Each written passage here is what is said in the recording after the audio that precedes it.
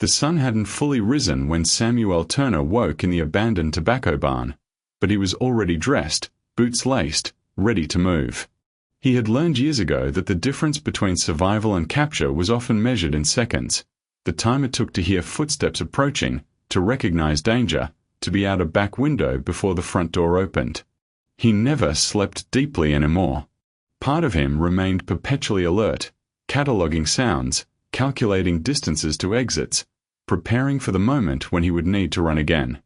Meridian Springs, Alabama looked like 1,000 other small southern towns in 1923, a main street with a bank, a general store, a Baptist church with a white steeple, and a courthouse with a Confederate memorial on the lawn. Behind the prosperous white-owned businesses, the town divided sharply. On one side, neat houses with painted shutters and manicured lawns where white families lived. On the other, unpaved streets leading to weathered shacks where black families survived under constant surveillance and threat. Between these zones moved people like Sam, those who belonged nowhere, who existed in the gaps of a social order that demanded everyone fit into predetermined categories. Sam walked the 2 miles to the Negro district as dawn light turned the sky from black to gray to pale orange. His route avoided main roads where sheriff's deputies made morning patrols, avoided areas where night riders might still be returning from whatever violence they had committed in darkness. He knew which dogs barked at strangers and which remained silent, which houses had residents who woke early and might notice him passing, which alleys provided cover if he needed to disappear quickly. The labor market in the Negro district operated through informal networks and unspoken rules. Men gathered before sunrise in a dusty lot behind a shuttered cotton gin, waiting for white contractors to arrive and select workers for day jobs, hauling, digging, lifting, any work that required strong backs and no questions asked. Payment was in cash or food, sometimes both, sometimes neither if the contractor decided the work wasn't worth what had been promised. There was no legal recourse, no contract, no protection. You took what was offered or you went hungry. Sam stood at the edge of the gathering, not quite part of the group but not separate enough to draw attention. He had perfected this positioning over 2 years of running, close enough to be included when work was distributed, distant enough that no one studied him too carefully or asked questions about where he came from or why he had no family connections in the area. He was just another young man looking for work, and there were enough of those that one more barely registered. A white contractor in a truck pulled up, surveyed the assembled men, and pointed at 6 workers including Sam. Loading timber at the mill. 6 hours. $1 each. The rate was low. White workers would demand $2 for the same work, but the men climbed into the truck bed without negotiation. Refusing work meant no income. Demanding fair wages meant being identified as troublemaker, which meant never getting hired again, which meant arrest for vagrancy, which meant chain gang labor or worse. Sam worked the timber mill until early afternoon, lifting and stacking heavy planks under supervision of a white foreman who watched for any sign of slowness or complaint. The foreman was perhaps 30, already developing the soft belly of a man who supervised rather than worked, carrying a wooden club that he tapped against his palm as he walked among the laborious. He never used the club on anyone that day, but its presence was sufficient reminder of the power relationship that governed every interaction. During the lunch break, 15 minutes to eat whatever food workers had brought, Sam sat apart from the others, eating a piece of corned bread that was 2 days old and drinking water from a shared dipper at a pump behind the mill. He noticed the other workers talking among themselves, sharing food, laughing at some joke he couldn't hear. They had community, connection, the social networks that sustained people through hardship. Sam had none of that. He had survival skills and constant vigilance and the perpetual isolation of someone who could never fully trust anyone because trust required revealing information that could be used against him. His appearance made this isolation necessary. Sam's skin was light enough that in certain contexts, with dirt on his face and worn work clothes, he could pass for a deeply tanned white person, especially if he didn't speak much and kept his head down. But in other lighting, with closer examination, his features suggested African ancestry, the shape of his nose, the texture of his hair, the way his eyes set in his face. This ambiguity had saved his life multiple times and endangered it just as often. In a world where racial categories determined everything, where you could live, who you could marry, whether you could vote, whether you could testify in court, whether you would be protected by law or victimized by it, existing between categories was dangerous. Sam had one burn scar on his left forearm, perfectly circular, the size of a lit cigar. He had received it 4 years ago, age 15, working on a farm where his mother had signed a sharecropping contract that legally bound her and her children to the landowner until the debt was paid. The debt, of course, was structured to never be paid. The cost of seed and tools and housing always exceeded the value of harvested crops, and the landowner kept the books where no sharecropper could examine them. Sam's mother had understood this trap but had no alternative. Freed from slavery 58 years earlier, she had never known life outside systems designed to extract her labor while preventing any accumulation of resources or freedom. The white overseer on that farm had been teaching Sam about respect, about knowing his place, about the consequences of talking back when told to work faster. The cigar had been lit, had been pressed deliberately into Sam's forearm, while the overseer explained in calm voice that pain was educational, that black children needed to learn early and thoroughly who held power and who existed to serve. Sam's mother had bandaged the burn that night, had said nothing about justice or revenge or even sympathy, had simply repeated the words she said often: "Don't never let them know what you're thinking.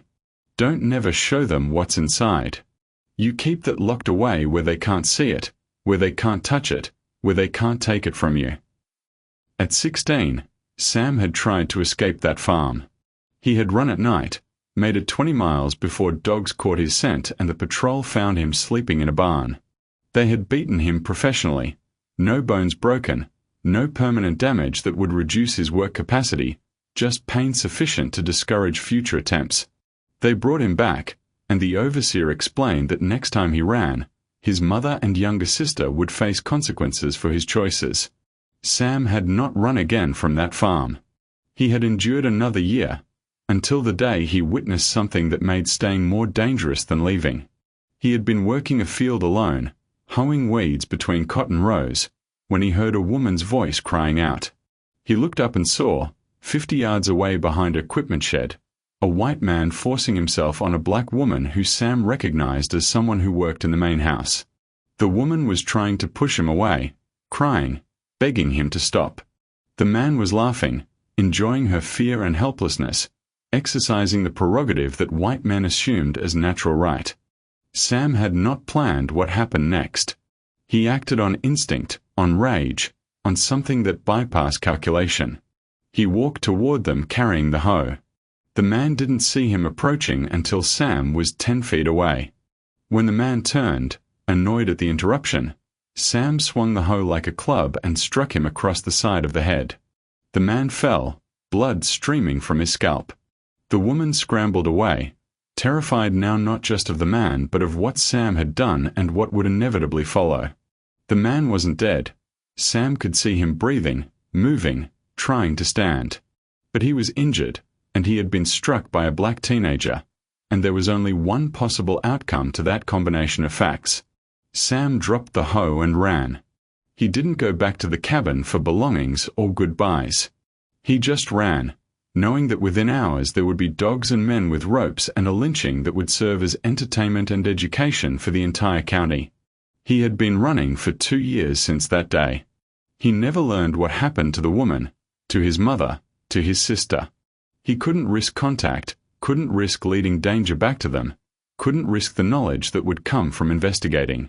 He told himself they had survived, had claimed ignorance of his actions, had been allowed to continue their lives because he had disappeared completely. He didn't know if this was true. He couldn't afford to find out. Those 2 years had taught him skills that no school provided. He had learned to forge work papers, to steal food without getting caught, to identify which white people were most dangerous and which could be manipulated through careful deference. He had learned to modulate his speech, speaking in black Southern dialect when in Negro districts, switching to poor white rural accent when necessary, becoming almost invisible through perfect mimicry of whichever group he needed to blend into at any given moment. He had learned to sleep with shoes on, always near exits, never deeply enough to be surprised. He had learned that survival required constant vigilance, emotional isolation, and willingness to abandon anything or anyone if danger approached. He finished his work at the timber mill, accepted his dollar in coins, and walked back toward the Negro district as afternoon heat settled over the town. He noticed a white man's truck parked outside Luther Washington's shop. Luther ran a small store that sold dry goods, tools, and sundries to black residents, operating under license from white authorities who tolerated black-owned businesses as long as they remained small, servile, and economically dependent on white suppliers. Sam occasionally did work for Luther, moving inventory, repairing shelves, hauling supplies, paid in food or small amounts of cash, no questions asked about background or documentation. Luther was in his late 30s, had survived by being useful to white customers who occasionally shopped there for items they couldn't find elsewhere, by never challenging the social order, by maintaining perfect deference in every interaction with white authority. His survival strategy was strategic invisibility. Be reliable, be unthreatening, be forgettable. Luther's daughter Ruth was 16, sharp-eyed and observant in ways that made Sam uncomfortable. She watched him when he worked in the shop, studied him with curiosity that suggested she saw through whatever performance he was maintaining. She had asked him once, casually while stocking shelves, "Where you from? You don't talk like folks from around here." Sam had given a vague answer about drifting through various places, and Ruth had nodded, but her expression suggested she didn't believe him. She hadn't pressed further, but Sam knew she was cataloging information, forming conclusions, seeing details he preferred remain unnoticed. Sam walked past Luther's shop without entering. He had no work scheduled today and no reason to linger where he might encounter Ruth's scrutiny. He continued toward his tobacco barn shelter on the edge of town, taking a route that kept him away from main streets where Sheriff Briggs or his deputies might demand to see work papers and ask questions about where he lived and why he had no permanent address. Sheriff Clayton Briggs was in his mid-40s, had held his position for 12 years, and operated with the confidence of a man who understood that law enforcement in Meridian Springs meant maintaining the racial hierarchy first and enforcing actual law second. Everyone knew Briggs was a member of the Ku Klux Klan, though this was never stated officially. He attended their meetings, participated in their activities, used his position to protect members from prosecution while ensuring that any resistance to white supremacy faced immediate legal consequences. He was not stupidly violent like some of the younger, poorer Klan members. He was calculating, strategic, effective. This made him more dangerous than simple thugs because he understood how to use legal mechanisms as weapons. Sam had avoided direct contact with Briggs for the entire time he'd been in Meridian Springs, had made himself invisible through careful adherence to unwritten rules. Never be in white areas after dark, never make eye contact with white women, never be in groups that might suggest organizing, never show prosperity that might suggest economic independence, never question or resist anything any white person said or did. The rules were exhausting and comprehensive, and violation meant consequences ranging from economic exclusion to violent death. As Sam walked past the white Baptist church, he heard Reverend Marcus Webb's voice carrying through open windows where evening services were being held. Webb was preaching about biblical justifications for racial separation, about the curse of Ham, about God's design for natural hierarchy among peoples. His sermon was attended by most of the town's white residents, who nodded along with theological arguments that conveniently aligned with their economic interests and social dominance. Webb wasn't unusual. Dozens of white ministers throughout the South preached similar messages, providing moral framework for oppression, transforming economic exploitation and racial terror into holy duty. Sam reached his tobacco barn shelter as the sun set. The barn was abandoned, slowly collapsing, located on property no one claimed or maintained. He had cleared a corner space, created a sleeping area hidden from view, established a routine that allowed him to come and go without drawing attention. It wasn't safe, nothing was safe, but it was manageable, which was the most he could hope for. That evening, Sam sat on a wooden crate eating the remaining cornbread and thinking about the problem he faced. He couldn't stay in Meridian Springs indefinitely without establishing some more permanent identity, some documented presence that would protect him from vagrancy arrests. But creating such documentation would require involving other people, would require revealing information, would require trust he couldn't afford. He was trapped between the danger of remaining anonymous and the danger of becoming known.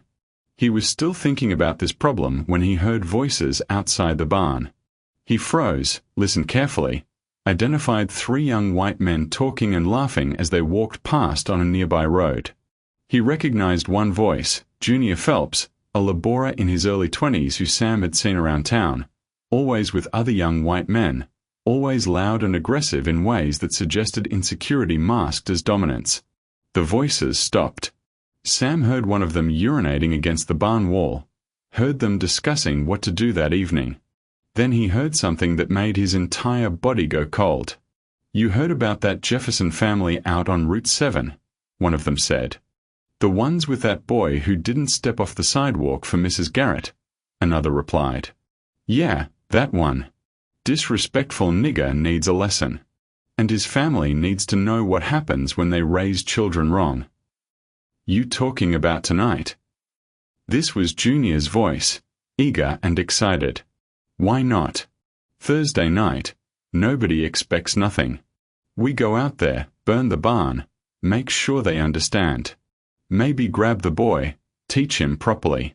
Make it educational for everyone who hears about it." They discussed logistics, how many men they'd need, what time to meet, which roads to take to avoid being seen from main highways. They were planning terror with the casual enthusiasm of men organizing a hunting trip. This wasn't spontaneous rage. This was recreational violence as social bonding. Sam remained absolutely still until their voices faded, until he was certain they had moved on. Then he sat in darkness, facing a calculation he had hoped to avoid. He could do nothing, could stay invisible and safe while another black family faced destruction. Or he could interfere, which would risk everything he had survived to protect. The family they were targeting had done nothing wrong except exist in a social system that required constant deferential performance. The son had failed to step off a sidewalk quickly enough when a white woman approached, a minor violation of racial etiquette that could be leveraged into justification for violence. The violence would serve multiple purposes: punish the specific family, terrorize the broader black community, provide entertainment and social bonding for the white men who participated, and reinforce the system of control that maintained white supremacy through fear. Sam knew how this worked because he had witnessed it before, had lived under these conditions his entire life, had developed survival instincts through careful study of how white supremacist violence operated. The family would lose their barn, their mules, their ability to work the land. The son would either be killed or so severely beaten that he'd never recover. No arrests would be made. Sheriff Briggs would investigate perfunctorily, conclude that tensions had escalated due to inappropriate behavior by the victim, and file a report that blamed the terrorized family for their own victimization. Sam sat in the darkness of his shelter and recognized something shifting inside himself.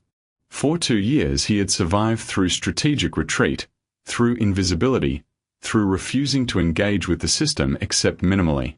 But survival wasn't enough anymore. Watching another family be destroyed while he hid in a barn with skills and knowledge that could prevent it, that wasn't survival, that was collaboration through silence. He made a decision that surprised him. He would interfere. Not heroically, not suicidally, but tactically. He would use his understanding of how the violence worked to sabotage it without revealing himself. He waited until full darkness, then moved quickly through paths he had memorized, avoiding roads where patrols might spot him, circling toward the crossroads where he had heard the men say they would meet. He positioned himself in tree cover where he could observe without being seen. They gathered at 11 p.m., 8 white men total, some carrying torches soaked in kerosene, others with rifles or coiled ropes. Junior Phelps was there, taking informal leadership despite being younger than some of the others. They were drinking from past bottles, building courage and enthusiasm for what they were about to do. Sam recognized several of them, men he had seen at the timber mill, at the general store, at church services, ordinary citizens of Meridian Springs who worked jobs and raised families and attended community events and also participated in racial terrorism as casual recreation. The group headed out on foot and in 2 trucks toward Route 7 where the Jefferson family lived.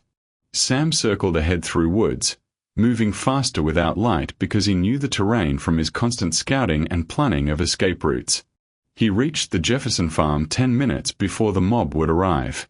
The farm was small, a weathered house, a barn with 2 mules, fields of cotton stretching behind. A single lamp burned in a window. The family was asleep, unaware that violence was approaching. Sam couldn't warn them directly. Approaching their door would reveal his presence, would create questions about who he was and how he knew, would potentially make him the target. He needed to warn them without exposing himself. He saw the emergency bell mounted outside the barn, used to alert neighbors in case of fire or medical crisis. He ran to it and rang it hard, the sound carrying across fields and breaking the night silence. Then he disappeared into the trees before anyone could emerge to investigate. Lights came on in the house. The front door opened and a man emerged with a shotgun, calling out, scanning for danger. A woman appeared at the door behind him. They stood alert, armed, aware that something was wrong even if they didn't know what. By the time the mob arrived 15 minutes later, the family was awake, prepared, and the teenage son had been sent running to a neighbor's farm where he could hide. The mob found a house with lights blazing, an armed man on the porch, and no easy victim who could be dragged from sleep into terror. The men stopped their trucks at the property line, assessed the situation, realized they were facing potential resistance rather than helpless targets. They were drunk and angry but not suicidal. A fair fight wasn't what they had come for.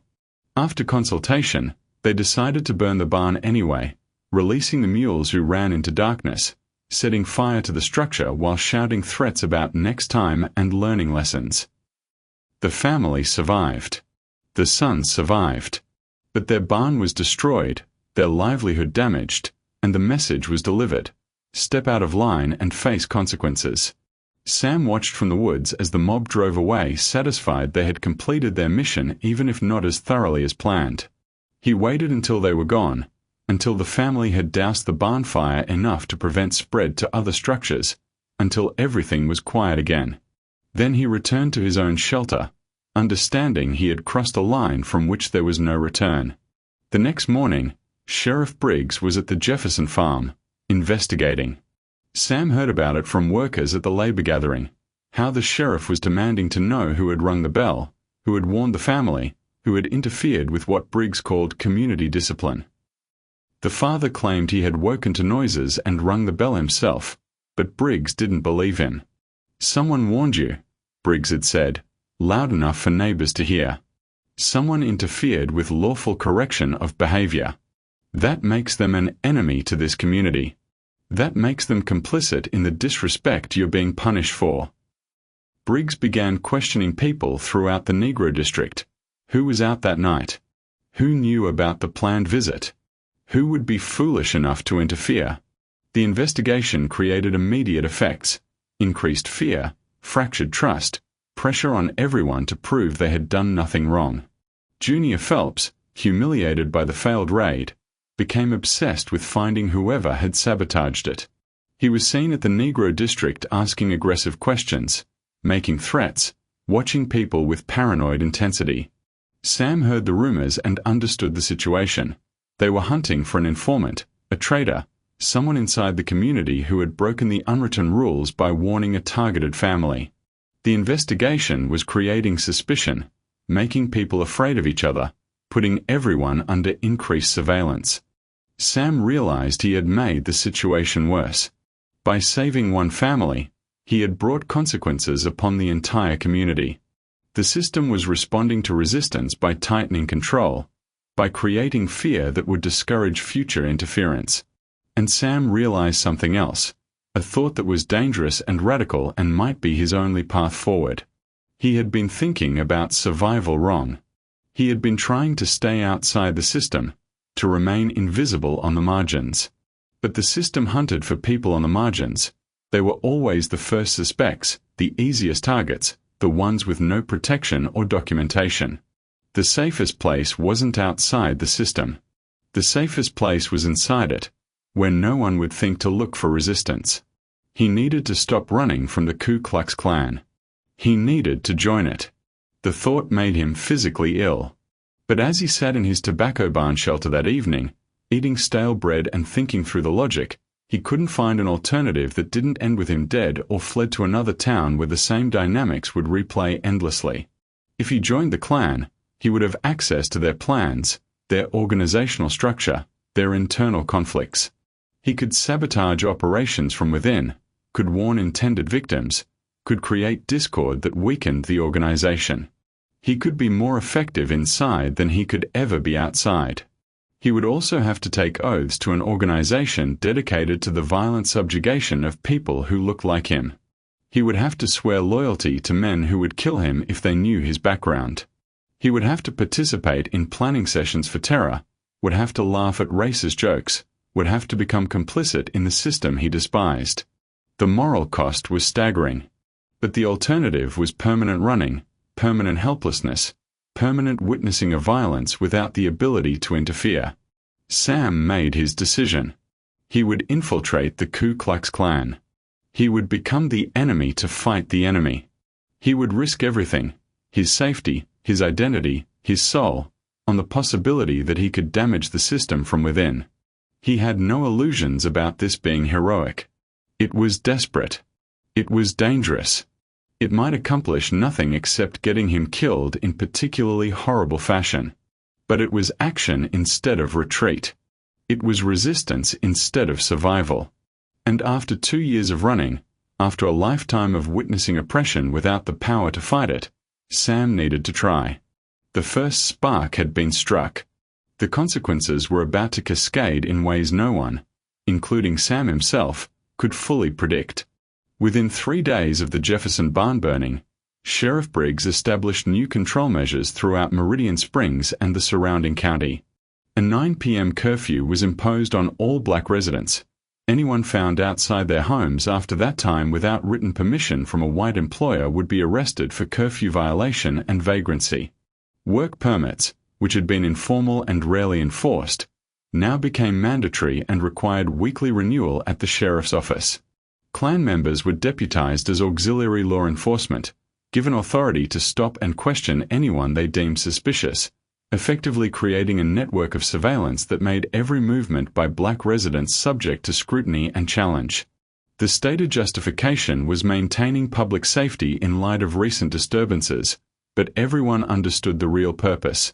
The system was responding to resistance by tightening control, by creating so much fear and inconvenience that no one would risk helping anyone else, that community bonds would fracture under pressure, that the one act of warning would result in collective punishment that discouraged future acts. Sam observed these changes while working day labor jobs, listening to conversations, cataloging how power operated through both spectacular violence and bureaucratic oppression. He heard black workers discussing the new rules with resignation. This was how it always worked. Resistance led to escalation. Any challenge to white supremacy resulted in increased suffering for entire communities. The lesson being taught was clear. Accept your subordination or watch everyone around you pay the price. Luther Washington was among those summoned to the sheriff's office for questioning. He was kept there for 2 hours, asked about everyone who worked in his shop, everyone who passed through, any suspicious conversations or unusual behavior he might have noticed before the Jefferson incident. Luther gave careful, minimal answers, protecting no one specifically but also not volunteering information that could be weaponized against anyone. When Luther returned to his shop, Sam was there moving inventory. Luther looked at him for a long moment, then said quietly, "They're looking for someone. Don't know who, but they're looking hard. Asking everyone questions, watching everything. You should probably move on. This town ain't safe for drifters right now." It was as close to a warning as Luther could give without explicitly identifying Sam as potential target. Sam nodded, said he'd think about it, and continued working. But he had already decided he couldn't move on. Every town in the county was on alert. Every road had informal checkpoints. Every sheriff's office was coordinating with Klan networks. Running would make him more visible, not less. He needed to stay, and staying meant eventually being identified as an outsider without documentation, which meant becoming a primary suspect. Unless he changed his strategy entirely. Sam began studying the Klan's organizational structure through observation and careful questions. The local chapter met every Thursday evening at the Masonic Hall. The meetings were ostensibly secret, but everyone knew when and where they occurred. New members were initiated in public ceremonies designed to demonstrate the organization's power and community acceptance. The Klan presented itself as a fraternal order, complete with elaborate rituals, hierarchical ranks, and social functions that gave working-class white men a sense of importance and belonging they often lacked in their economic lives. Sam realized that the Klan's strength wasn't just violence, it was community. It offered poor whites social status, business connections, political influence, and the psychological comfort of superiority over someone regardless of their own circumstances. Men joined not only because they were ideologically committed to white supremacy, though many were, but because membership provided tangible benefits in a hierarchical society where poor whites had few other sources of status or security. This organizational reality created an opportunity. If Sam could present himself as a certain type of white man, economically struggling, displaced, resentful, eager for belonging, he might be recruited rather than suspected. Sam made his first calculated move. He stopped working in the Negro district entirely. This was economically devastating. He lost his most reliable income sources, but necessary. He could not be associated with black residents if he wanted to pass as white. The risk was that losing income might force him into vagrancy, but he had $14 saved and he was gambling he could find new work before that ran out. He changed his appearance and behavior deliberately. He washed thoroughly in a creek, wore his cleanest clothes, practiced speaking in the accent and vocabulary of rural poor whites by listening to workers at the white-owned lumber mill and mimicking their speech patterns, mannerisms, and casual assumptions. He created a new identity in his mind. Samuel Turnbow, from rural Georgia, orphaned young after his parents died in a house fire, drifted through various farm jobs, came to Alabama looking for stable work and a community where a white man could make something of himself. The story was designed to be sympathetic, orphan, hard worker, while also explaining anomalies, no verifiable history, no family connections, no documentation beyond forged work papers. It was the kind of story that might elicit help from people who saw themselves as charitable Christians while also signaling that he understood and accepted the racial hierarchy. Sam approached Thomas Garrett's general store on a Wednesday morning. Garrett was in his early 40s, owned the largest retail business in town, was known to be a Klan member though not leadership. He represented the respectable face of the organization, family man, church deacon, community pillar who attended lynchings as social events and justified his participation as necessary defense of civilization. "Excuse me, sir," Sam said, removing his cap in a gesture of deference. "I'm new to town, looking for work. Heard you might know who's hiring. Name's Samuel Turnbow, from Georgia originally." Garrett looked him over with the assessing gaze of someone evaluating both work capacity and racial category. Sam knew this moment was critical. If Garrett suspected he wasn't white, the interaction would end immediately and dangerously. "Where in Georgia?" Garrett asked. "Small place called Ashford, near the Florida line. Don't expect you'd know it. Both my parents passed when I was 14, been moving around since, working where I can find it." "Why here?" "Heard from a fellow worker down in Montgomery that Meridian Springs was a good Christian town, that white folks looked out for each other here, that a man willing to work could make a decent life. Seemed like the kind of place I've been looking for." The phrasing was deliberate. Christian town and white folks looked out for each other signaled Sam understood the social codes, that he accepted the racial hierarchy, that he was seeking membership in white community rather than just employment. Garrett's expression shifted slightly, became marginally less suspicious. "Don't have work at the store right now, but the church is hiring laborists for construction. Talk to Reverend Webb. Tell him I sent you." He's particular about who he hires, wants good Christian men, folks who share our values, but if you're honest about needing work, he might give you a chance. Appreciate it, sir. I'll talk to him. Sam found Reverend Marcus Webb at the Baptist Church, overseeing construction of a new fellowship hall attached to the main building. Webb was in his early 50s, had the commanding presence of a man accustomed to being listened to, spoke with the authority of someone who believed God endorsed his interpretations. He was the ideological center of the local clan, the man who provided theological justification for racial hierarchy, who transformed economic exploitation and political violence into holy mission. Sam repeated his story, orphan from Georgia, seeking work and community, heard Meridian Springs was a good Christian town. Webb listened, asked probing questions about Sam's church attendance, his understanding of biblical teaching, his views on racial matters. Sam navigated these questions carefully, expressing views that aligned with white supremacist theology without being so extreme that he appeared mentally unstable or suspicious in his eagerness. "We need good men," Webb said finally. "Men who understand what we are preserving here isn't just economic order but God's design for human society. The Lord created distinct peoples for distinct purposes, and those who respect that design prosper, while those who violate it bring chaos and suffering. Do you understand that?"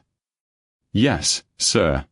My parents taught me to respect natural order, to understand my place and expect others to understand theirs. That's just how things ought to be." Webb nodded, satisfied. "You can start tomorrow. $2 a day, 6 days a week. We provide lunch. You'll work under my supervision, building the fellowship hall. It's good, godly work. And if you prove yourself reliable, there might be opportunities beyond just labor." Sam understood the subtext. Proving himself reliable meant demonstrating not just work ethic but ideological alignment, meant showing he was the type of white man who could be trusted with membership in the broader community of shared interests and purposes. He started working on the church construction the next day, joining a crew of 6 other white laborists who ranged from teenagers to men in their 40s. They worked under Webb's supervision, building walls, installing windows, hauling materials. The work was physical but not particularly skilled. Webb seemed more interested in observing the workers' attitudes and interactions than in construction efficiency. During breaks, the men talked.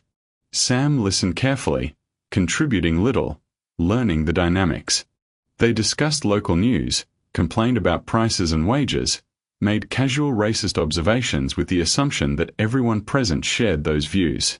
Sam nodded along, laughed at jokes that made him want to vomit, presented the face of someone for whom white supremacy was so natural and unquestioned that it required no special emphasis, just the background reality of existence. He learned the internal social structure. Junior Phelps was considered reckless by older members, too eager for violence without political strategy. Sheriff Briggs was respected but also resented by some who thought he was too cautious, too concerned with appearances and legality. Reverend Webb was universally respected as moral authority. Thomas Garrett and other business owners were the financial backbone but also objects of class resentment from poorer members who felt the wealthy used the clan for business networking while the poor did the violent enforcement work. These tensions were significant. The organization was not ideologically unified but rather a coalition of interests that sometimes conflicted. Wealthy members wanted stability and economic control without federal interference. Poor members wanted status and the psychological satisfaction of superiority regardless of their own economic position. True believers wanted ideological purity. Opportunists wanted business connections and political influence. Sam identified these fractures as potential leverage points, places where carefully applied pressure might create internal conflicts that weakened organizational cohesion. He also learned practical information, meeting schedules, membership numbers, about 40 active members locally, with perhaps 200 sympathizers who attended public events, leadership structure, Briggs as exalted cyclops or chapter leader, Webb as ideological guide, a council of business owners who control finances, and planned activities. During his second week on the construction crew, Sam overheard Webb and Briggs discussing an upcoming enforcement action against a black schoolteacher named Williams who had been uppity about demanding equal funding for the colored school. The action would involve nighttime visit, property destruction, possibly physical intimidation to remind him of appropriate behavior. Sam memorized the details, the teacher's name, his address, the planned date, and began calculating how he might sabotage the operation if it occurred before he achieved full infiltration. But his opportunity for infiltration came sooner than expected. On a Sunday after church services, Reverend Webb approached Sam as the construction crew was gathering tools. "Brother Turnbow, you've been working hard, showing good character and proper Christian attitude. Some of the men have noticed and commented favorably. We are always looking for good men who understand what we are preserving in this community. Have you given thought to joining our brotherhood?" This was the recruitment pitch Sam had been positioning himself to receive. He felt his heart rate increase but kept his expression neutral and humble. "I'd be honored, Reverend. I've been hoping to find somewhere I belong, people I can trust and who trust me. If you'll think I'm worthy, I'd be grateful for the opportunity." "The brotherhood requires commitment," Webb said. "Loyalty to fellow members, to our shared principles, to the defense of Christian civilization against those who would destroy it. It requires confidentiality. What's discussed in our meetings is sacred trust. And it requires willingness to act when called upon, to stand with your brothers in defense of our way of life. Can you make those commitments?" "Yes, sir. I can and I will." "Then you'll be initiated Thursday evening. 7 o'clock at the Masonic Hall. Wear clean clothes. Thomas Garrett will provide the robe and hood. They'll be yours to keep after initiation. You'll be joining something larger than yourself, Brother Turnbow. Something that will give your life purpose and protect what God ordained." Sam expressed gratitude and humility appropriate to someone being offered membership in an exclusive brotherhood. Inside, he felt dread and determination in equal measure. He had 4 days to prepare mentally for taking oaths to an organization that existed to subjugate people who looked like him, to terrorize communities like the one he came from, to maintain through violence the system that had hunted him for 2 years. Those 4 days were psychological torture. Sam went through his work routine mechanically, while his mind churned through the implications of what he was about to do.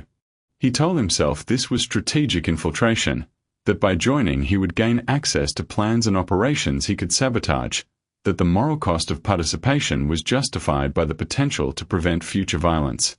But he also recognized his own capacity for self-deception, the way humans rationalize choices that serve their interests while claiming moral justification. Was this really about helping others, or was it about his own need to feel powerful instead of hunted, to feel active instead of passive, to transform his survival skills into something that looked like resistance? He didn't know. He couldn't know. But he was committed now. Refusing Webb's invitation after positioning himself for it would create immediate suspicion. On Thursday evening, Sam arrived at the Masonic Hall wearing the cleanest clothes he owned. Thomas Garrett met him at the door with a white robe and hood, explained that he would put them on inside, that the ceremony was sacred and required proper respect. Sam entered to find 15 men already robed, their identities hidden though Sam recognized voices and builds. The initiation ceremony was elaborate, oaths sworn on a Bible, symbolic gestures involving fire and cross, ritualized responses to questions about loyalty and commitment. Sam spoke the required words, feeling each one like ash in his mouth. "I swear to uphold the principles of white supremacy, to defend Christian civilization against inferior races, to maintain secrecy and brotherhood, to act when called upon in defense of our sacred way of life." The oaths were designed to create psychological bonds, to make betrayal feel like violation of sacred trust. Sam recognized the manipulation but felt its power anyway. The human need for belonging, for purpose, for being part of something larger than individual survival. After the ceremony, the men removed their hoods and gathered for informal socializing. Sam was welcomed as newest member, given his membership card, told about meeting schedules and social events. Junior Phelps approached him, studied him with suspicious eyes, and said, "You're the new fellow, right? Turnbow. You seem all right, but I got my eye on you. We had problems recently, somebody interfering with our work, warning troublemakers. So we're watching everyone close, making sure everyone's loyal. You understand?" Sam understood perfectly. They were still hunting for whoever warned the Jefferson family, and now Sam was inside the organization, under scrutiny, one mistake away from exposure that would result in death far more brutal than simple execution. "I understand completely," Sam said. "A brotherhood's only as strong as its loyalty. Anyone who betrays that don't deserve mercy." Junior nodded, slightly satisfied but still wary. "We'll see. Actions prove loyalty better than words." Over the following week, Sam attended his first full membership meeting. He learned about organizational finances, dues collected, funds allocated for political contributions and legal defense, about planned activities, economic boycotts of black businesses, voter intimidation before upcoming elections, social events designed to recruit new members, and about current concerns. Sheriff Briggs addressed the membership. "We've had operational failures recently that concern leadership. The Jefferson action didn't go as planned. Someone warned that family, and we still don't know who. The schoolteacher action got delayed because of increased federal attention after other chapters made mistakes that drew national press. We need to be smarter, more disciplined, more careful about security. Any member who suspects disloyalty should report immediately to me or Reverend Webb." The paranoia Sam had hoped to create was already present. His first act of sabotage had made the organization suspicious of itself. He needed to intensify that paranoia without being obvious about it. During the social time after the meeting, Sam positioned himself to overhear conversations, to observe who trusted whom, who resented whom, where the fault lines existed. He heard Junior complaining to friends that Briggs was too political, more interested in protecting his sheriff position than in taking necessary action. He heard Garrett and other business owners expressing concern that reckless violence would hurt their economic interests by inviting federal intervention. These were the fractures Sam could exploit. Over the next 2 weeks, Sam executed small acts of sabotage disguised as incompetence. When the Klan planned the delayed intimidation of schoolteacher Williams, Sam volunteered to scout the location, then provided subtly wrong information about which house Williams lived in, causing the group to waste 2 hours searching before aborting the mission when dogs started barking and lights came on in multiple houses. When economic boycott lists were being compiled, Sam accidentally spilled coffee on documents, destroying records that had to be recreated from memory with inevitable errors and omissions. Each incident appeared accidental, but the cumulative effect was operational degradation. Plans failed, actions got delayed, efficiency decreased. The organization was becoming less effective without understanding why. But the psychological cost to Sam was mounting severely. He lived in constant fear of exposure, slept poorly despite exhaustion, startled at unexpected sounds.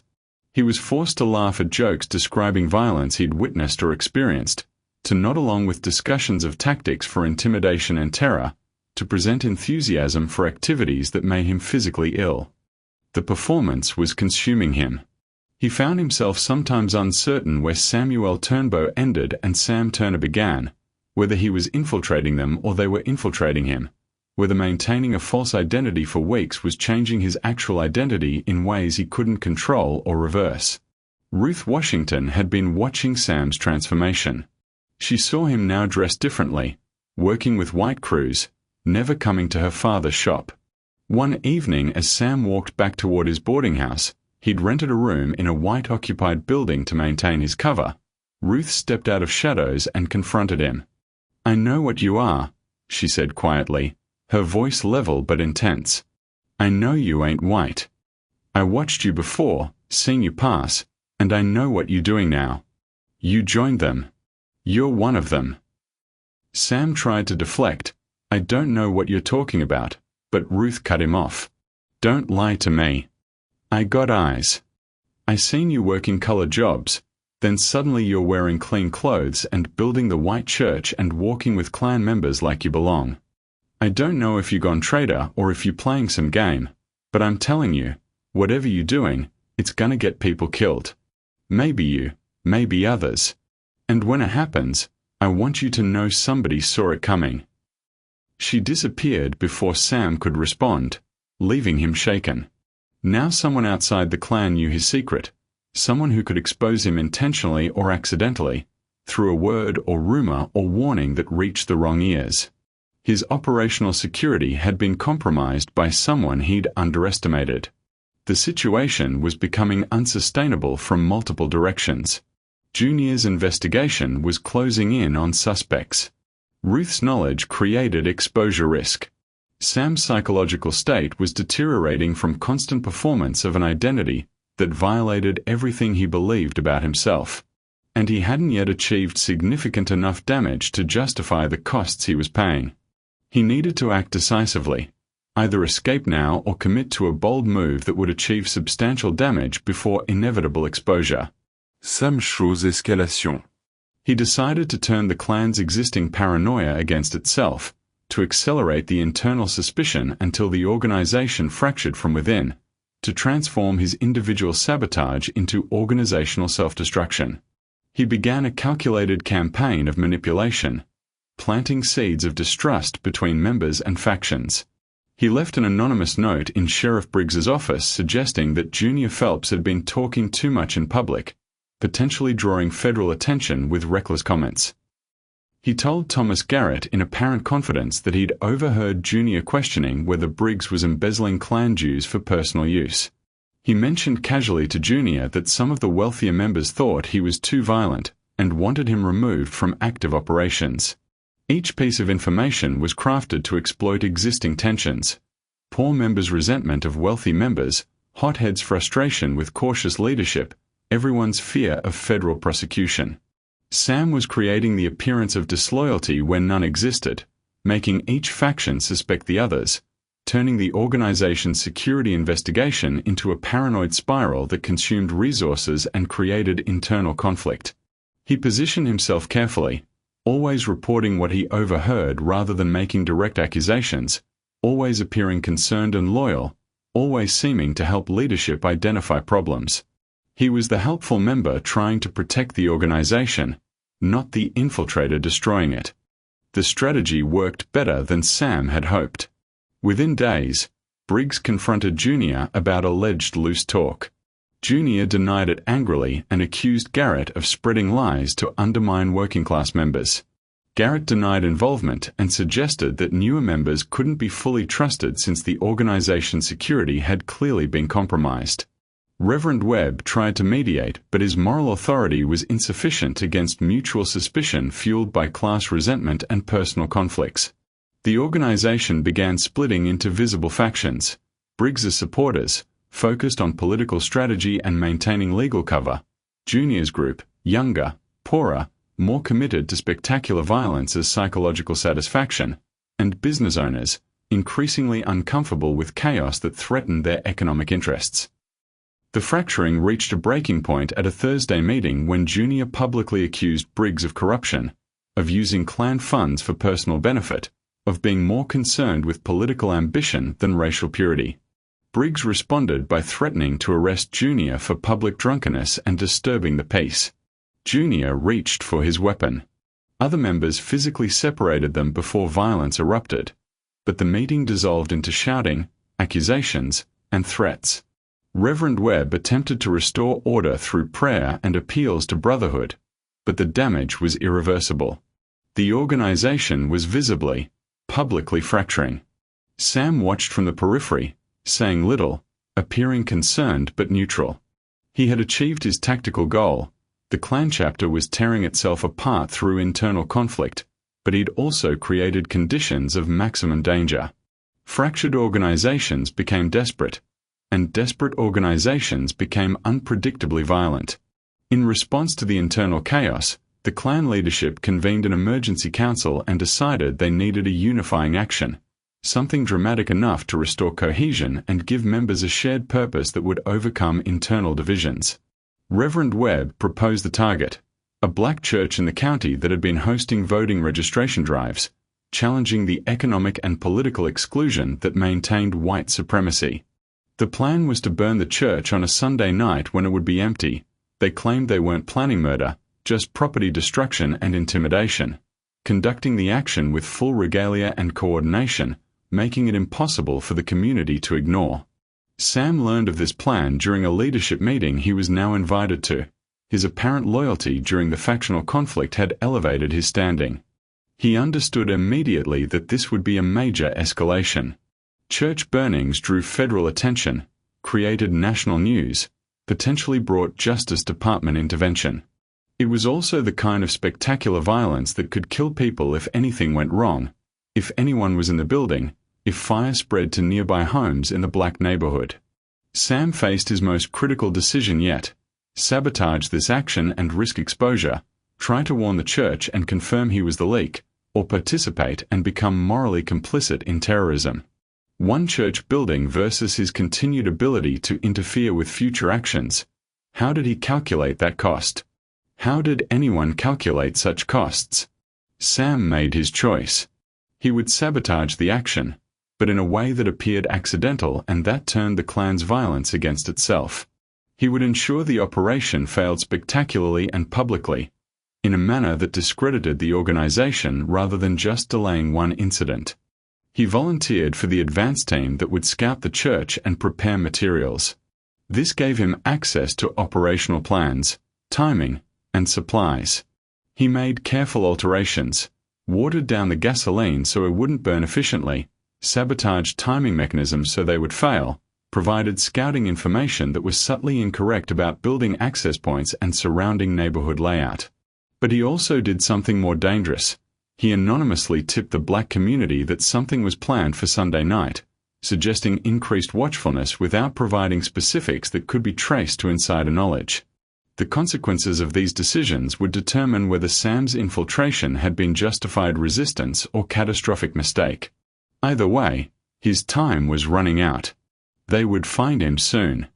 It was only a matter of when and how brutally. Sunday evening arrived with clear skies and temperatures that had dropped enough to make the October night comfortable. The Klan's operational team met at 8 p.m. in a barn 3 miles outside Meridian Springs, assembling weapons, robes, and materials for what they referred to in planning discussions as the cleansing action. 15 men total, including Sam, Junior Phelps, Sheriff Briggs, and several others Sam had identified as the organization's most violent and committed members. The plan was straightforward: drive to Mount Zion Baptist Church in the county's Black District, surround the building, pour gasoline along the foundation and through broken windows, ignite it, and depart before fire crews could respond. The building would burn completely. It was old wood construction with no fire suppression systems. The message would be clear: political organizing by black residents would not be tolerated, and institutions that facilitated such organizing would be destroyed. Junior was operational leader for the night, a role that both elevated and tested him. This was his opportunity to prove his worth to the organization after weeks of internal conflict and questions about his judgment. He approached the action with grim determination, checking weapons, verifying supplies, giving orders to team members with an authority he didn't usually command. Sam observed Junior carefully, recognizing both the man's dangerousness and his vulnerability. Junior needed this action to succeed to validate his standing in the organization. If it failed, especially if it failed embarrassingly, Junior would be held responsible, would lose status, might even be expelled. This personal investment made Junior focused, but also less likely to notice small problems until they became catastrophic. The convoy departed at 9 p.m., 3 trucks with lights off, driving country roads to avoid main highways where they might be seen and reported. Sam rode in the second truck, holding gasoline cans he had partially emptied and refilled with water, making them heavy enough that casual handling wouldn't reveal the substitution. The timing mechanisms were in the first truck, already sabotaged through loosened connections and damaged components that would cause failure when activated. The trucks arrived at Mount Zion Baptist Church at 9:45. The building stood alone on a rural road, a simple white-painted structure with a small bell tower, surrounded by pine trees and brush. The nearest houses were 200 yards away, far enough that immediate intervention was unlikely, close enough that witnesses would see the fire and understand the message being sent. The men exited the trucks quietly, pulling on robes and hoods, transforming from identifiable individuals into anonymous representatives of collective white supremacy. This anonymity was central to the Klan's operational method. Individual members could participate in violence without personal accountability, hiding behind organizational identity and shared purpose. Junior positioned men around the building perimeter, assigned others to break windows, and directed Sam and 2 others to begin pouring gasoline along the foundation. Sam complied, pouring his watered-down fuel mixture while watching for the moment when the sabotage would become apparent. That moment came quickly. As Sam and the others completed the gasoline distribution, Junior attempted to ignite the timing mechanisms that would allow the team to depart before the fire started, creating plausible deniability about their presence. The mechanisms failed. Wouldn't spark, wouldn't hold flame, wouldn't function at all. Junior cursed, tried alternative ignition methods, grew increasingly frustrated and agitated. Other members gathered around, offering suggestions, becoming confused about why the well-tested equipment wasn't working. Precious minutes were passing, the operational timeline was collapsing, and the team was remaining at the scene far longer than planned. Then lights came on inside the church. The building wasn't empty. Men emerged from the front and side doors, black residents, armed with shotguns and rifles, taking defensive positions. They had been warned somehow, had organized a defense, had transformed the intended victimization into a confrontation. Junior made a rapid assessment. His team was exposed, the element of surprise was lost, and they were facing armed resistance rather than an undefended building. He ordered retreat, shouting for everyone to return to the trucks immediately. But the situation deteriorated rapidly. Someone fired a shot, unclear who fired first, whether it was one of Junior's men panicking or one of the defenders responding to perceived threat. The single shot triggered chaos. More shots were fired from multiple directions. Men scrambled for cover. Junior was hit in the leg, the bullet passing through his calf muscle, dropping him to the ground where he screamed for help.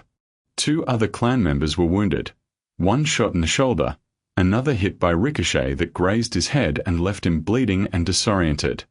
The remaining members dragged Junior toward the trucks, abandoned defensive positions, fled the scene in complete disorganization.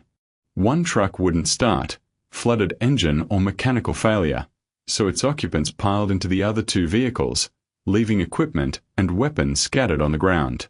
As the convoy fled, Sam saw something that made his chest tighten. A white man standing 50 yards from the church with a camera, photographing the scene, the burning robes abandoned by fleeing Klan members, the weapons on the ground, the wounded defenders being helped inside the church. A journalist. Someone had tipped not just the black community but also the press. Sam realized his anonymous warning had been more effective than intended. Someone had organized not just defense but documentation, had understood that exposing Klan violence to public scrutiny and federal attention was as important as preventing it. The trucks roared back toward Meridian Springs, men shouting over each other, arguing about what went wrong, who was responsible, whether they'd been betrayed. Junior lay in the truck bed, clutching his wounded leg, blood soaking through his pants, his face twisted in pain and fury. By the time they reached town, the operation had transformed from triumphant action into humiliating disaster. The church stood intact. Klan members were wounded. Equipment and weapons had been abandoned at the scene, providing physical evidence of the attempted arson. And a journalist had documented everything. The next morning, the story was regional news.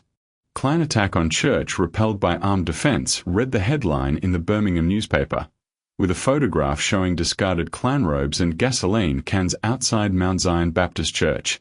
The article included details about the planned arson, descriptions of the armed confrontation, and names of some participants identified by witnesses.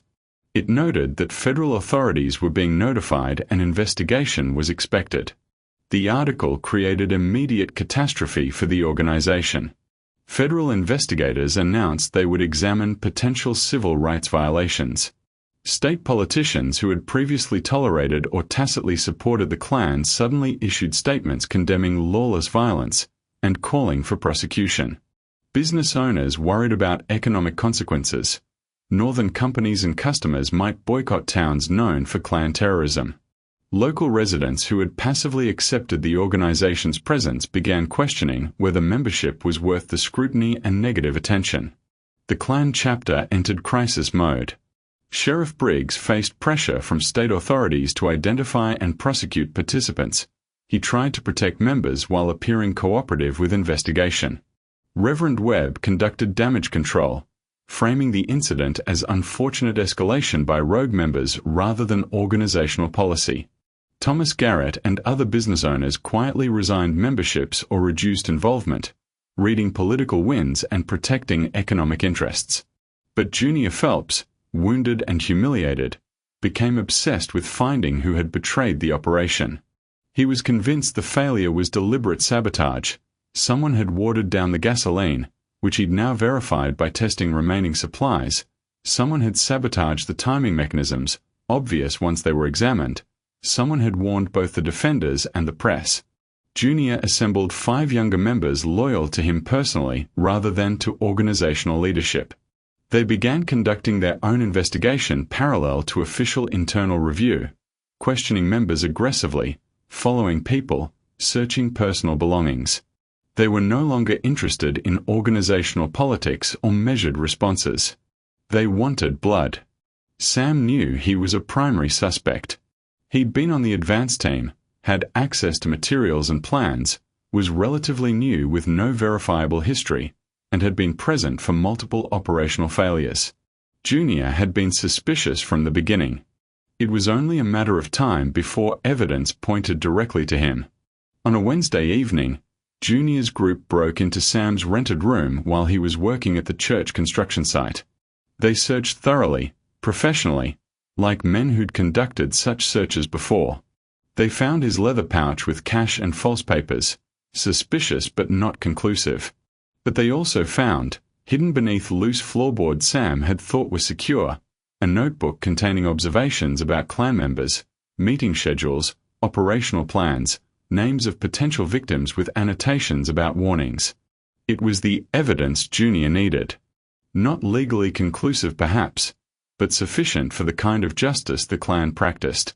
That evening, when Sam returned to his room, he found Junior and 5 others waiting. They had his notebook. They had questions. They had weapons. "Who are you really?" Junior asked, his voice cold and controlled in a way that was more frightening than shouting.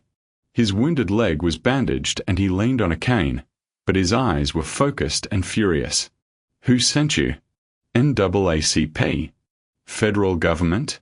Or you just some nigger passing for white, thinking you could infiltrate us and destroy what we built?"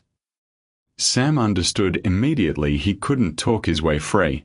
Denial would be met with torture until he confessed whatever they wanted to hear. Admission would result in immediate execution, probably after prolonged suffering meant to satisfy Junior's need for revenge and to serve as warning to anyone else who might consider infiltration. He had seconds to make a choice that would determine whether he died in this room or had any chance of survival. Sam chose offense over defense. He attacked. He'd kept the straight razor in his pocket since his first day running, had never been without it, had practiced drawing and opening it in one motion until the action was automatic. He drew it now, slashed to the closest man in a movement too fast to block, created momentary chaos as blood sprayed and the man screamed and stumbled backward clutching his arm. Sam used that half-second of distraction to dive toward the room's single window, crashed through it in an explosion of glass and splintered wood, hit the ground outside hard enough to drive air from his lungs, rolled and came up running. Behind him came shouts, the sound of men scrambling through the door, boots pounding on stairs. Sam ran through alleys he'd memorized during weeks of scouting escape routes, vaulted fences, cut through yards, using every trick he'd learned during 2 years on the run. But they had vehicles, they had weapons, and they had numbers. The chase became public spectacle. Gunshots echoed through evening air, Junior's men firing at Sam as he sprinted between buildings, bullets striking wood and brick and sending fragments flying. White residents emerged from houses to watch, some joining the pursuit, others simply observing with the detached curiosity of spectators at entertainment. "Nigger spy," someone shouted. "Race traitor," another voice called. The accusation spread through the gathering crowd, transforming Sam from infiltrator to racial enemy, from individual to symbol of everything they feared about losing control. Sam made it to the edge of town, into wooded areas where vehicles couldn't follow easily. But he was wounded. A bullet had grazed his left shoulder during the chase, not deep but bleeding steadily, weakening him with blood loss and pain. He couldn't outrun them indefinitely. They would find him through sheer persistence, through numbers, through the advantage of being hunters rather than hunted. Sam realized he wouldn't escape through speed or stealth. His only chance was making the killing public enough that simply executing him became legally complicated, politically costly, difficult to justify to federal investigators who were already in the county examining the church incident. He changed direction, running toward the Negro district, toward Luther Washington's shop. It was a desperate gamble. Junior might not risk open murder in front of black witnesses who could testify to federal authorities. Or Junior might not care, might be beyond such calculations, might kill him regardless of consequences. Sam burst through the door of Luther's shop, bleeding, gasping, pursued by armed white men. Luther stood behind the counter, frozen. Ruth was stocking shelves, her eyes going wide. Several customers, elderly black men and women, stopped mid-conversation, sensing catastrophe arriving in their space. "Call the sheriff," Sam gasped, leaning against the counter, blood dripping from his shoulder onto the floor. "Call federal authorities. Anyone official. These men are trying to kill me for exposing Klan operations. Make them do it publicly or not at all." Junior and 5 others arrived seconds later, breathless and furious, weapons drawn. They stopped in the doorway, faced with a situation more complicated than simple execution in darkness. They had black witnesses now. They had a wounded man claiming to have exposed the Klan. They had the knowledge that federal investigators were already questioning people about recent events. "That man is an infiltrator," Junior said, speaking to Luther but keeping his weapon pointed at Sam. "A spy. Probably a nigger passing for white. He sabotaged our operations, betrayed the Brotherhood, warned our enemies.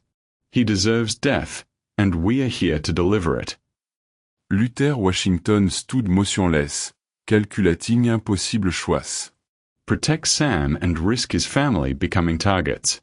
Surrender Sam and become complicit in murder. Refuse to choose and watch violence unfold in his shop with his daughter present. Ruth watched her father, watched Sam, watched the armed white men. She had warned Sam this would happen, had told him his actions would get people killed. Now the consequences were materializing exactly as she'd predicted, and her family was trapped in the middle. Sheriff Briggs arrived, called by a neighbor who'd heard the gunshots and commotion. He walked into a scene that required him to make official law enforcement decisions while being a Klan leader, where his choices would be documented and potentially reviewed by state and federal authorities investigating the church incident. "What's happening here?" Briggs demanded, already knowing but needing to establish official record. "This man is an infiltrator," Junior repeated. "We have evidence, a notebook documenting our meetings, our members, our activities. He sabotaged our church operation. He warned our enemies. He's a traitor and a spy, probably a nigger pretending to be white. We are exercising justice." Briggs looked at Sam, seeing him clearly for the first time without the performance, without the careful presentation. He saw the features that could be white or black depending on context and interpretation, the controlled speech patterns that shifted between accents, the way he held himself with a tension that suggested constant readiness to flee. Briggs realized the truth. "You can't kill him here," Briggs said slowly, making calculations. "Too many witnesses. Too much federal attention after the church incident. This needs to be handled quietly, away from public view. Then arrest him, Junior demanded. Charge him with trespassing, vagrancy, whatever. Get him in a cell where we can handle it properly. Sam laughed, bitter and exhausted, blood still dripping from his shoulder. You can't arrest me. For what crime? Joining your organization? Taking your oaths? Being present at your meetings? If you arrest me, I testify. I document. I tell federal investigators everything I've seen and heard. Every name, every action, every plan. You've spent weeks teaching me everything I need to destroy this entire chapter. This was the leverage Sam had been building toward, mutually assured destruction. If they killed him, he became a martyr, and his documentation, he implied he'd already sent copies to authorities, though he hadn't, became evidence. If they let him go, he remained a threat. If they arrested him, he testified in federal proceedings. Briggs understood the trap instantly. He was a political thinker, a strategist who calculated costs and benefits. Sam was one person.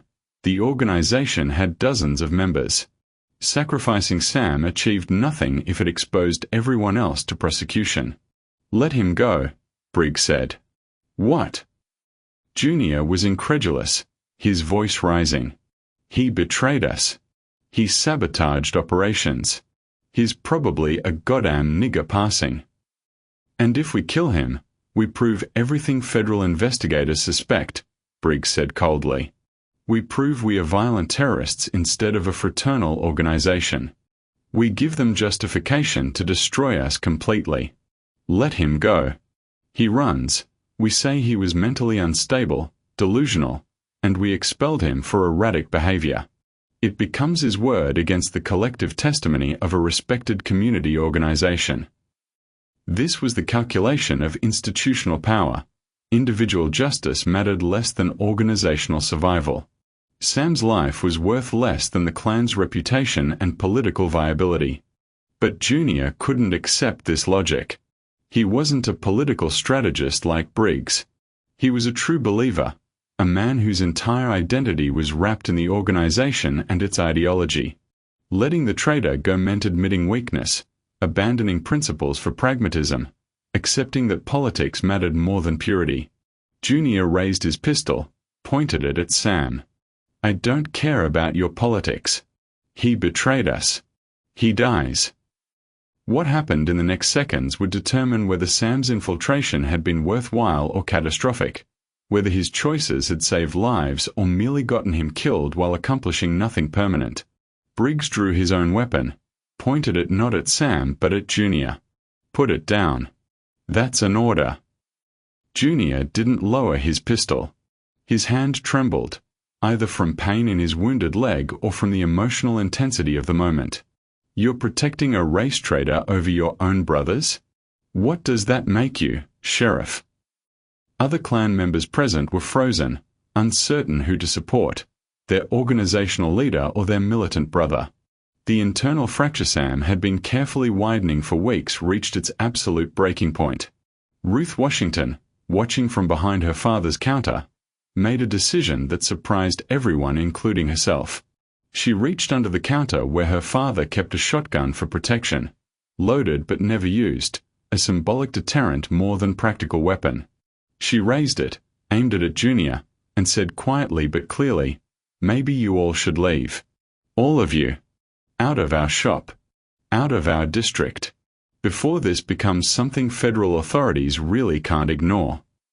A black teenage girl holding a gun on white men, specifically on Klan members, specifically in defense of someone who might be black or might be white, who had infiltrated the Klan and sabotaged their operations, it was the inversion of every power dynamic the Klan existed to maintain. Junior turned his weapon toward Ruth. Briggs shouted a warning. Luther lunged toward his daughter. Sam, despite his wounded shoulder, moved toward Junior. A shot was fired. The sound was deafening in the enclosed space. Everyone flinched, ducked, prepared for more gunfire. But the shot had come from outside, from a federal investigator who had been following up on the church burning incident, who had heard the commotion and shouts, who had seen through the shop window an armed confrontation involving local law enforcement and civilian residents. The investigator entered with 2 deputies, federal authority superseding local power structures. Everyone put down weapons. Now, you're all witnesses to a federal investigation. No one leaves until I have statements from everyone present. The confrontation was over, but consequences were just beginning. Sam was taken into protective federal custody, not arrested, but also not free to leave. He was transported to a federal facility in Birmingham, where U.S. Marshals provided security while investigators decided what to do with him. Junior and his men were disarmed, documented, and questioned about their presence at Luther's shop and their role in the church burning incident. Sheriff Briggs was extensively interrogated about his dual role as law enforcement and Klan leadership. Luther Washington and Ruth were documented as witnesses, which meant their names now existed in federal records associated with Klan violence, which meant they were permanently marked as potential targets for retaliation even if no immediate action was taken against them. The entire incident, a shooting in a black-owned shop involving Klan members, a wounded man claiming to have infiltrated the organization, armed confrontation in front of multiple witnesses, became central to the federal investigation. It was exactly the kind of public spectacle that made the Klan vulnerable to legal action and political pressure. Over the next 3 days, Sam was debriefed extensively by federal investigators from the Department of Justice. They questioned him for hours, documented his testimony, examined his notebook, which Junior's group had provided as evidence, not realizing it would be used against the organization, and corroborated details with other witnesses and physical evidence from the church burning scene. Sam told them everything. Not just about the church burning, but about organizational structure, membership, funding sources, planned operations, connections between the local chapter and state and national Klan networks. He documented how local law enforcement participated in and protected Klan activities, how business leaders financed operations while maintaining public respectability, how the organization used both spectacular violence and bureaucratic oppression to maintain white supremacy. The investigators were professional, thorough, and also realistic about limitations.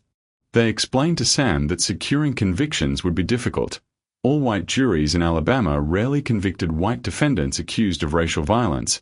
Local judges were often Klan sympathizers, and witnesses were terrified of retaliation. But the documentation itself had value, creating federal records that could pressure state authorities and provide grounds for future intervention. You'll need to testify before a grand jury, the lead investigator told Sam. We are pursuing federal indictments under civil rights statutes. Your testimony will be crucial, but you need to understand the risks. You'll be exposed publicly. You'll be identified as the infiltrator. Every Klan member in the South will know your name and face. You'll never be safe here again. Sam understood. Testifying meant permanent exile from the South, meant living under constant threat, meant never contacting anyone from his past, including whatever remained of his family. Not testifying meant his infiltration disappeared into bureaucratic files and rumor, accomplished nothing permanent, changed nothing. He chose to testify. The grand jury proceedings occurred over 3 days in a Birmingham federal courthouse. Sam testified behind closed doors, providing detailed documentation of Klan structure and activities. His testimony was corroborated by physical evidence, the abandoned equipment at the church, photographs taken by the journalist, medical records of wounded Klan members, by witness statements from Luther and Ruth and others who had seen parts of the confrontation, and by documents seized from the Masonic Hall where the local chapter held meetings. The grand jury returned indictments against 14 individuals on various charges: conspiracy to commit arson, attempted destruction of property, civil rights violations under Reconstruction-era federal statutes, and weapons charges. This was considered a significant victory. Federal indictments of Klan members were rare and politically difficult to secure. But the trial outcomes revealed the limits of legal justice in a society structured around racial hierarchy. Of the 14 indicted, 8 were never arrested. They fled to other states where local sheriffs refused to cooperate with federal warrants, where sympathetic communities sheltered them, where the Klan's regional networks provided resources for fugitives. Federal authorities lacked resources to pursue them aggressively across state lines, especially for charges that Southern politicians characterized as federal overreach into state matters. Of the 6 who stood trial, 4 were acquitted by all-white juries who simply didn't believe black witnesses, didn't trust federal outsiders, and couldn't conceive that respectable white community members could be guilty of crimes against black residents. The defense strategy was effective. Portray the defendants as victims of federal persecution, question the credibility of black witnesses, emphasize the defendants' community standing and family connections, appeal to racial solidarity.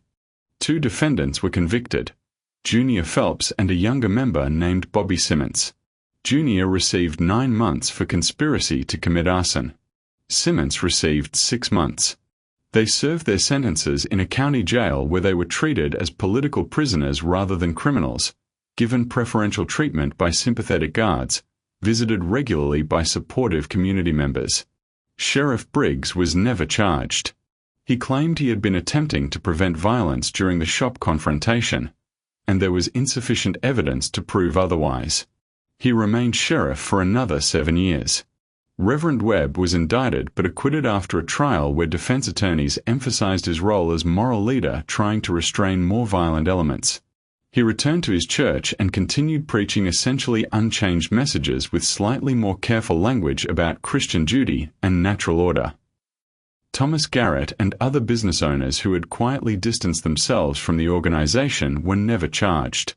They suffered minimal consequences beyond temporary loss of Klan membership, which many of them decided was acceptable given the negative publicity. The Klan chapter in Meridian Springs was officially disbanded, but a new organization with a different name, the White Citizens Council, formed within months with similar membership and similar purposes, just operating more covertly, more carefully, with more attention to avoiding federal scrutiny. The federal attention created temporary disruption but not structural change. The system was resilient because it wasn't dependent on a single organization but was embedded in economic relationships, legal structures, political power, and social norms that transcended any particular group. Sam learned these outcomes while in protective custody in Detroit, where he'd been relocated under a new identity as part of the witness protection arrangement. He was given $200, work permits under the name Robert Morrison, a rented room in a segregated neighborhood, and a warning: stay anonymous, never return to the South, never contact anyone from his past life, never talk about what happened except in official testimony if required for future legal proceedings. He found work in an automobile factory, joining thousands of other black Southerners who had migrated north seeking economic opportunity and escape from Jim Crow violence. The work was hard, assembly line labor that required speed and precision without rest, but it was paid employment with some legal protections, which was more than sharecropping or constant flight had offered. Detroit wasn't the promised land that migration narratives suggested. It was still segregated, still structured by racial hierarchy, still a place where being black meant systematic disadvantage. But it was different from Alabama. Police violence was less casual. Economic opportunities were marginally better. The terror wasn't as constant or spectacular. Sam tried to build something resembling a normal life. He worked his shifts, paid his rent, avoided drawing attention. But he'd been changed fundamentally by his months inside the Klan, by the constant performance, by the moral contamination of participating in planning sessions for violence, by the knowledge of what he'd learned about how white supremacy operated as organized system rather than individual prejudice. He had nightmares, not of being chased or exposed, but of sitting in Klan meetings, laughing at jokes, nodding along with plans. In the dreams, he couldn't remember if he was infiltrating or if he had actually become what he pretended to be. The line between performance and identity had blurred beyond recognition. He would wake gasping, unsure for several seconds which identity was real: Samuel Turnbow the Klan member, or Sam Turner the infiltrator, or Robert Morrison the factory worker, or someone else entirely, someone fragmented beyond repair. He received occasional letters forwarded through federal channels, Coded messages from Luther Washington indicating the shop still operated. Business continued. The community survived under ongoing pressure but had not been destroyed. The messages were brief, careful, contained no information that could endanger anyone if intercepted. Ruth sent a single message 6 months after Sam's relocation. It contained only 3 words. Was it worth? Sam didn't know how to answer that question. He folded the letter, put it in a drawer, and never responded. Back in Meridian Springs and surrounding areas, the effects of Sam's infiltration and the subsequent federal investigation rippled through both white and black communities in complex, contradictory ways. In the white community, the Klan's public humiliation created resentment toward federal interference rather than reflection on the organization's activities. Many white residents interpreted the investigation as Northern aggression against Southern autonomy, as outside agitators disrupting natural social order, as persecution of men who were trying to preserve their community and heritage. The organization became more careful, more covert, but retained substantial support. Some white residents, particularly business owners who had faced economic consequences from negative publicity, distanced themselves from overt white supremacist organizing. But this wasn't moral opposition, it was pragmatic calculation. They simply shifted from public participation in racial terror to quieter methods: discriminatory hiring, selective law enforcement, economic exclusion, social ostracism. The oppression continued through different mechanisms. A small number of white residents, particularly younger people and some clergy, were troubled by what the investigation revealed about the organization's activities and their community's complicity. A few began speaking quietly about the need for change, for treating black residents with more dignity. But they spoke privately, carefully, never publicly challenging the system in ways that would cost them status or safety. In the black community, Sam's infiltration and testimony became legend, passed through oral tradition with increasing mythological elements and competing interpretations. In some versions, he single-handedly destroyed the Klan and freed the community. In others, he was a cautionary tale about the costs of individual heroics. In still others, he was a traitor who passed for white and should never be trusted regardless of his claimed intentions. Luther Washington's shop became both honored and feared. Honored because he'd protected Sam and provided testimony that contributed to federal indictments. Feared because association with that protection made him a potential target. His business suffered as some black customers avoided creating connections that might draw white retaliation, while some white customers boycotted him for his role in the confrontation. He survived economically but lived under constant low-level threat. Ruth Washington was transformed by the experience. Having pointed a gun at white men and survived, having seen the system's violence up close, having participated in resistance that had consequences, she became quietly radicalized. She began carefully connecting with other young black residents, building networks of information sharing and mutual protection. Nothing dramatic or public, just slow construction of community resistance infrastructure that would become important in future decades. The broader black community experienced contradictory emotions: pride that someone had infiltrated and damaged the Klan, fear that retaliation would be severe, frustration that so much risk had produced such limited legal results. The church that had been targeted survived and became a symbol of successful defense, but other institutions remained vulnerable and the larger system of oppression remained intact. The moral question emerged repeatedly in conversations, churches, homes, and workplaces. Was it worth it? Did Sam's actions change anything fundamental, or did they just reshuffle the same oppression into slightly different forms? 6 months after his relocation, Sam wrote a letter he never sent, never even finished, just words on paper as attempt to process his own thinking. I thought if I could get inside, I could destroy them from within.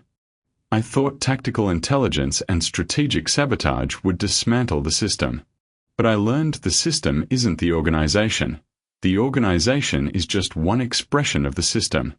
Destroying one chapter doesn't destroy the ideology, the social structures, the economic relationships, the legal frameworks that make white supremacy possible. I saved some specific people from specific violence. I disrupted specific operations. The federal investigation created temporary consequences for some individuals. But I didn't change the fundamental reality that power protects itself, that justice requires more than individual courage, that deception and sabotage alone cannot transform a society built on oppression. Was it worth it? I don't know. I'm alive when I probably shouldn't be. Some people I warned are alive. The Klan chapter was embarrassed and temporarily disrupted. But new organizations formed. The violence continued in different forms. And I'm left with knowledge of what I did, who I pretended to be, what I became in the process of pretending. I'm not the person I was. I'm not sure the person I am now is someone I want to be. I can't sleep without nightmares. I can't trust anyone because trust requires revealing information. I can't build relationships because relationships require honesty about past and identity.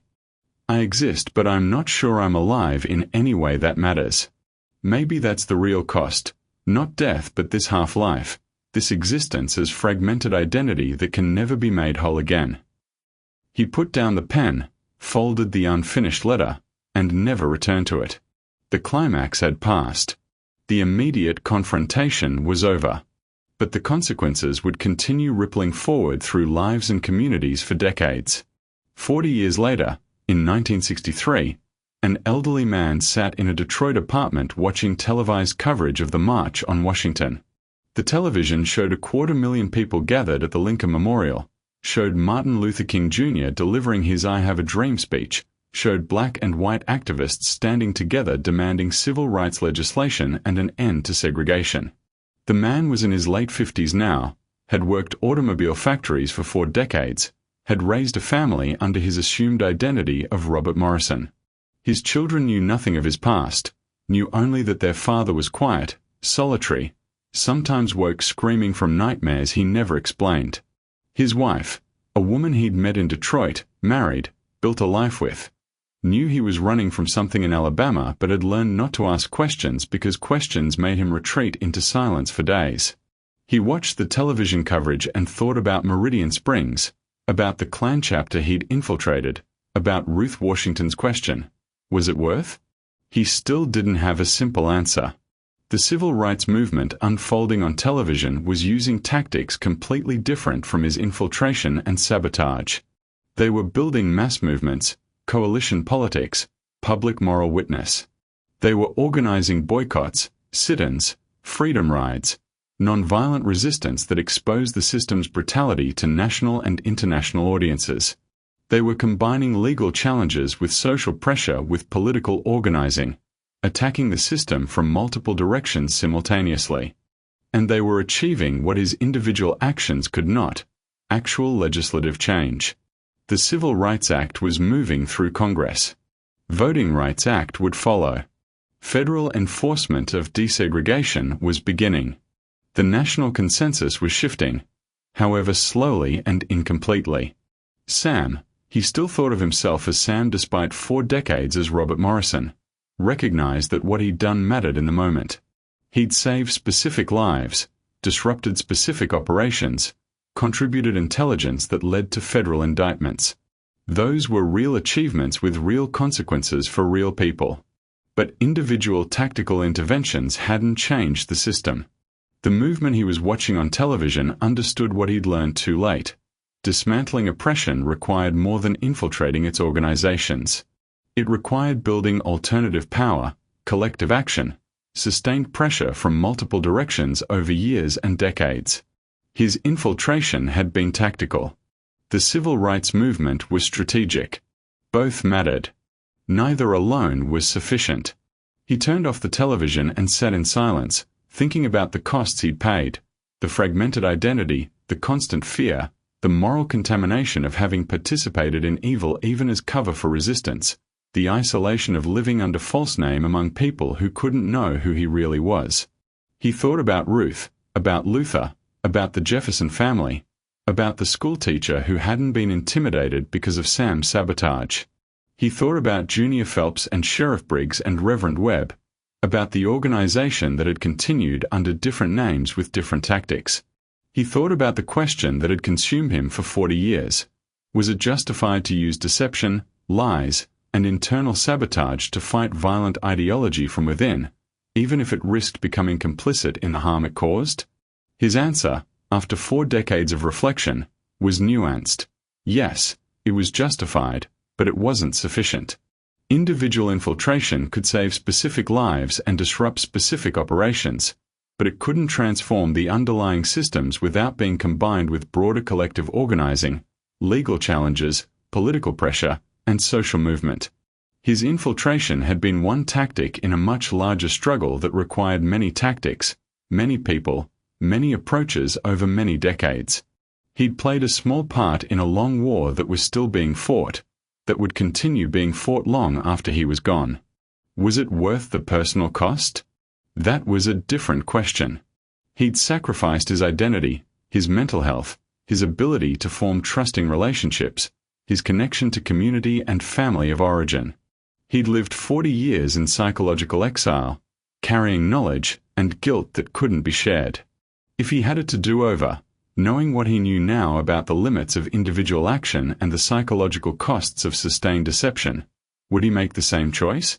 He didn't know. He was grateful he didn't have to make that choice again. A letter arrived the next week, forwarded through a chain of connections so obscure he couldn't trace it. The envelope had no return address. Inside was a single sheet of paper with a message in handwriting he recognized after 40 years. I saw you on television. Knew it was you despite the decades. Some faces you don't forget. I'm old now, teaching school in Atlanta, watching young people march and organize and fight the battles we couldn't win. They're using different tactics, better tactics, collective tactics that might actually change things. Your question to me 40 years ago, I never answered it properly. Was it worth it? Here's what I think now. You did what you could with what you had. You saved some people, hurt the organization, contributed to federal attention that helped others later. That matters. But you also learned what many learned too late. Individual heroism isn't enough. We need movements, not lone infiltrators. We need sustained collective action, not isolated acts of sabotage.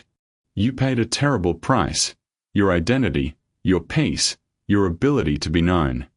I don't know if that price was worth what was achieved. But I know you tried when others didn't. You resisted when resistance was dangerous. You fought in the only way you knew how. History will probably never record your name. You'll remain anonymous, one of thousands who fought in ways that never made newspapers or textbooks. But the people you saved remember. The operations you disrupted mattered. The evidence you provided helped others. That's not justice. Justice would have required structural transformation, punishment for perpetrators, compensation for victims, change in the systems that generated the violence. We didn't get justice. We got survival, some small victories, incremental progress purchased at enormous cost. Maybe that has to be enough. Maybe recognizing the gap between what we achieved and what justice required is how we honor both those who fought and those who suffered. You asked me 40 years ago if it was worth it. I finally know my answer. Yes, if we understand it as your specific actions with their specific costs and specific consequences. No, if we understand it as sufficient response to systemic oppression. Both answers are true. History is complicated that way.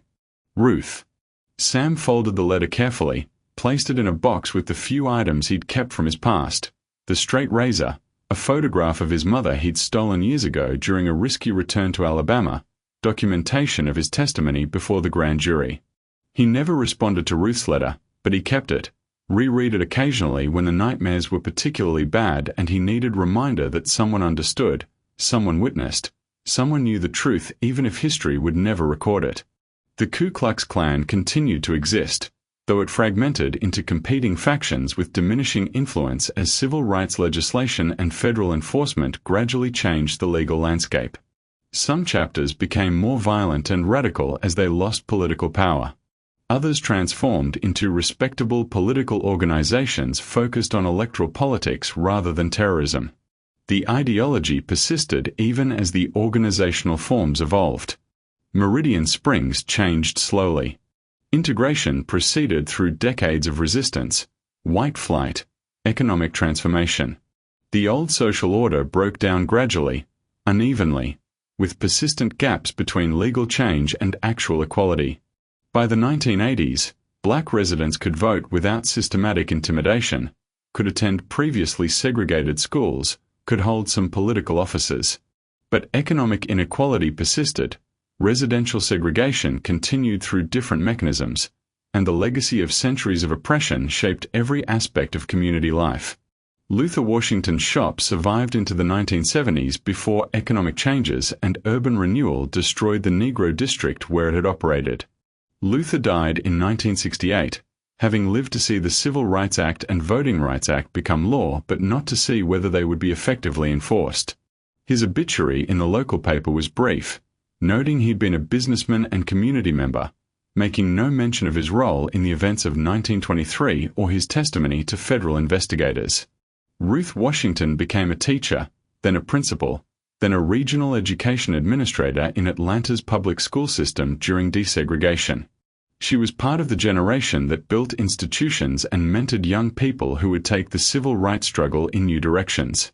She never married, devoted her life to education and community organizing, and died in 1998 having seen both progress and the limits of progress, both achievement and the persistence of inequality. Junior Phelps served his 9-month sentence and disappeared from public records after release. Some said he moved to another state.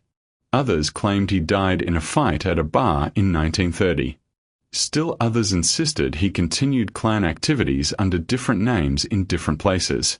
The historical record is unclear, which itself demonstrates how white perpetrators of racial violence could often escape accountability by simply moving and adopting new identities.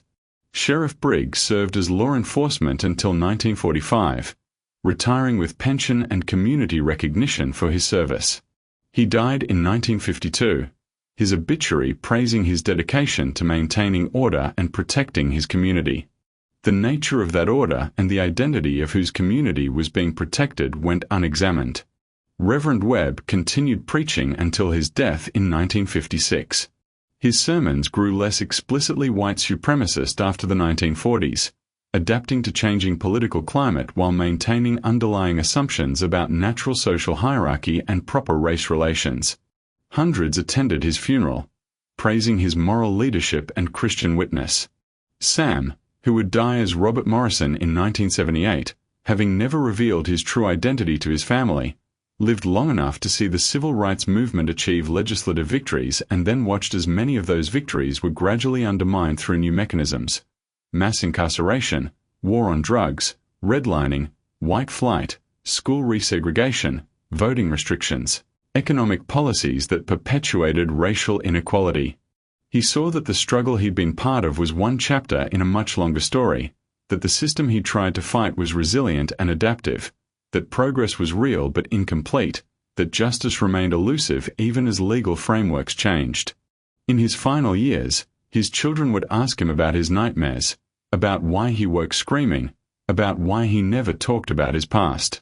He would deflect, change the subject, retreat into silence. He'd lived 45 years protecting them from knowledge that might endanger them, and he continued that protection until the end. He died quietly of heart failure, was buried under the name Robert Morrison with a simple gravestone that gave his assumed birth and death dates. His family mourned a man they'd loved but never fully known. His obituary in the Detroit newspaper was 3 sentences long, noting his employment history and surviving family members. Nothing in any official record connected him to Samuel Turnbow or Sam Turner or the events in Meridian Springs in 1923. History forgot him completely, or rather, never knew him at all. But the story persisted in oral tradition, passed through generations of black families in Alabama and beyond. The details changed with each telling. Sometimes he was a hero, sometimes a cautionary tale, sometimes a tragic figure, sometimes an example of moral compromise. But the core narrative remained. There was once a young man who infiltrated the Ku Klux Klan, who sabotaged their operations from within, who paid terrible personal costs to fight evil using the only weapons he had available. Whether his actions were worth those costs remained a question each generation had to answer for itself. In 2020, a graduate student researching the history of Klan violence in Alabama found references in federal archives to an unnamed infiltrator who'd provided testimony in 1923. The student traced connections, found the notebook in sealed records, identified some participants, and pieced together enough information to recognize that someone had done something remarkable and dangerous and morally complicated. The student wrote about it, not as heroic narrative or condemnation, but as complex history, as example of individual resistance within systemic oppression, as case study in the possibilities and limits of infiltration as tactic against organized hate. The article acknowledged what couldn't be fully known: whether the infiltrator survived, what happened to him after testimony, whether he thought his actions were justified, how he lived with the moral costs of participation even as means of sabotage. The article ended with a question rather than conclusion. When facing systematic oppression, how do we balance immediate tactical intervention against long-term strategic transformation? When is individual courage sufficient? And when does it require collective movement? What are we willing to sacrifice, morally, psychologically, communally, to fight back against evil embedded in legal and social structures? And how do we honor both those who fought in ways we can celebrate and those who fought in ways that complicate our narratives? These questions had no simple answers in 1923. They remained unanswered in 2020. They persist now, relevant to every generation that faces the choice between accommodation and resistance, between individual action and collective organizing, between survival and fighting back. Sam Turner, or Samuel Turnbow, or Robert Morrison, or whatever his true name was, made his choices with the information and resources he had available. He saved some lives. He disrupted some violence. He contributed to temporary accountability for some perpetrators. He paid psychological costs that destroyed part of who he was. History is made not by perfect heroes but by flawed humans making impossible choices in impossible circumstances. Sam was one of thousands of such people, most of whose names we'll never know, most of whose actions went unrecorded, most of whose sacrifices were never acknowledged. Their legacy isn't simple victory or tragic defeat. Their legacy is the reminder that resistance is possible even under oppression, that individuals can act even when systems seem invincible, that small acts of sabotage and courage accumulate into something larger even if not sufficient by themselves. And their legacy is the question they force us to confront. What would we do? What would we sacrifice? How would we fight? And would it be enough?